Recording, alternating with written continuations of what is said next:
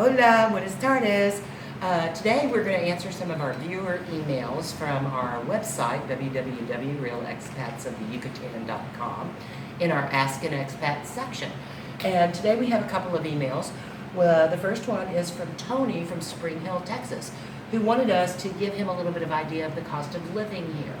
So, Tony, I just want to let you know that we are doing future episodes on cost of living on real estate, property, insurance, medical, in a lot more detail. But to answer your email today, we wanted to just give you a couple of ideas about what things cost here. So, first of all, your basics. Milk in Mexico generally comes like this. It is warm, it's on a shelf. There is an entire row of all kinds of milks, 1%, 2%, entero, which is whole milk. There's lactose free. There's all kinds of, anything you can get in the U.S. you can get here.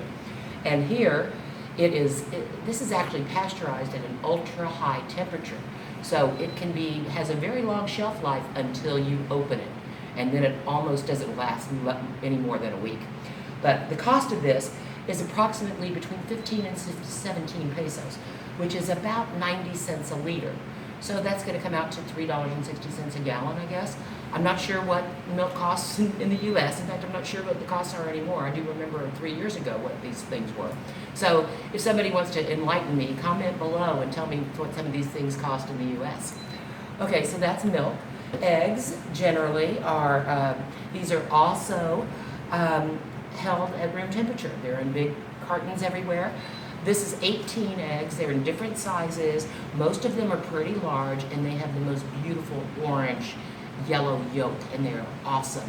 But they're not refrigerated because, just like in most of Europe, the membrane is not washed off of these, so it's not necessary that they be refrigerated. So once again, this is 37 pesos. At today's exchange rate, about $2 for 18 eggs. Then we get to bread, and I've only got a half a loaf of bread here. Now this is called integral, which is basically wheat bread. This costs 22 pesos, which is a little bit more than $1.10.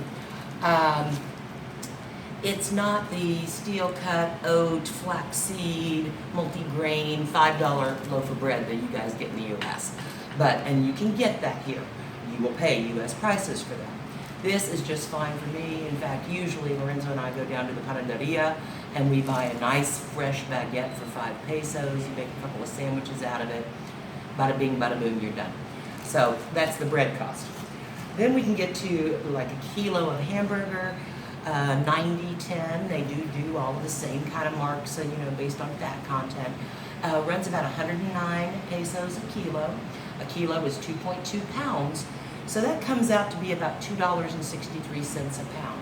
It seems to me that's like right where the U.S. is. Anyway, that's what hamburger here. It's called carne molida. And you can get it at any grocery store here and actually at the butcher shops. There's also whole roasted chickens that you can buy in the square. Right now there's 79 pesos each, which is about $4.20 in today's exchange rate. They're lovely. It's a full whole chicken. For us, because we're pretty big eaters, that usually will feed 2 of us. And last year you could get bargains on those. You could get 2 of those for 100 pesos. So there's been a little bit of inflation here. Let's see. Let's go to what Mexico does: pasta and rice. This bag of rice is about 22 pesos. Once again, a little bit more than $1. And then they have your regular pasta. This is a Barilla brand that you can get in the U.S. This one was about 17 pesos. It's 500 grams. So a little less than $1. And then they have this. This is Mexican macaroni and cheese, basically, pasta and cheese. It's got a little packet of powdered cheese, just like the Kraft macaroni and cheese dinner. This is 5 pesos. So you're looking at maybe 30 cents, 35 cents for that. And it's actually, if you want a quick snack or whatever, it's not bad. Fruit and vegetables, that's what Mexico is known for, and it's extremely, extremely cheap. We have a lot of local vendors here that have little fruit and vegetable stands, and you can go there and get, an entire bag of beautiful fruits and vegetables for about 40 pesos. For example, these 2 oranges cost 12 pesos. What is that? A little less than 50 cents. This bag of grapefruit costs 28 pesos, about $1.50. So somebody comment below and tell me what you guys are paying for those kind of things now. Now let's get to the things here that are a little bit more expensive. Fuel here is sold by the liter. Our mechanic told us a long time ago not to buy the lower price fuel because they have a lot of fuel pump problems with that mix. So we buy premium. Right now it's about 19 pesos a liter, which really is coming out to be about $4 a gallon. So I don't think it's that high in the US now, but once again, someone comment and tell me. That is a little bit pricey here. Also, the electricity cost for most expats who have air conditioners, big refrigerators, that kind of thing, it can get a little pricey because the government owns the electricity company, and they set their rates based on your usage. The usage is based on the average temp and the average usage of the entire town. Most of our local residents don't have TVs, don't have ACs, don't have big refrigerators. So their usage is going to be lower, and the lower rates are based on that lower usage. It's my experience with most of our expat friends, they're all using a lot more electricity based on that, and they're in a level of billing called DAC, which is kind of expensive. It's a higher rate, and on average, we have a 3-bedroom, 2-bath home.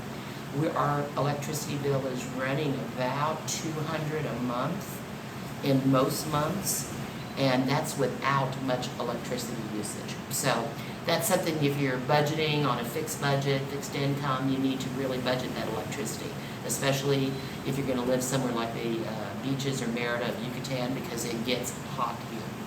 So that's something you need to think about. And let's get to the fun stuff.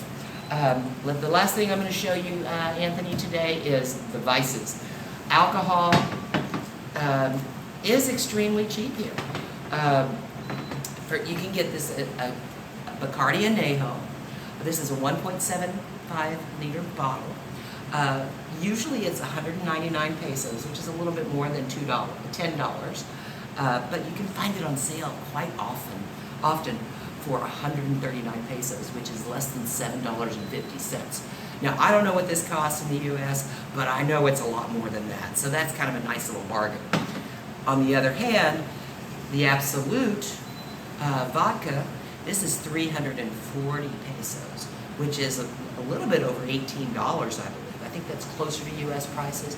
So the answer is, if you are a drinker, first of all, I tell everybody, if you're a drinker, even though it's usually half price, keep your alcohol budget the same, because there's a lot of parties, there's a lot of things going on, and usually an adult beverage or two is part of that deal. The other thing here, Mexico is known for beer, cerveza. The local beer here, Dos Equis, lovely little beer. They also have an amber, which is the dark oscuro, and this runs 13 pesos. So that's, what is that, about 60 cents, somewhere in there, 57 cents. On the other hand, last week was St. Patty's Day, and we really wanted Guinness. Not only did we have to go to 3 stores to find it, but it was 41 pesos a can. Now granted, this is a 16-ounce can, but that is almost $2.18 per. I don't remember how much this cost, but it seems like it was a lot less than that in the US. So the answer on that is learn to like Mexican beers. There are tons of local beers. There's a Bohemia, a Victoria, Dos Equis, Sol, Tecate Light is very popular here. They're lovely beers, and anytime it's 110 outside, and ice cold beer is just what you want. So those are some ideas some general ideas. Like I said, in the future, we are the expat girls. We are all going to a local Mexican grocery store, supermarket, and we are going to go through the market. We're filming it all. It's going to be hilarious, and we can go into a lot more detail about what you can expect to spend on certain items. So if you like what we're doing, subscribe, hit the picture in the corner, and we'll see you next time. Thanks, Anthony, for the question.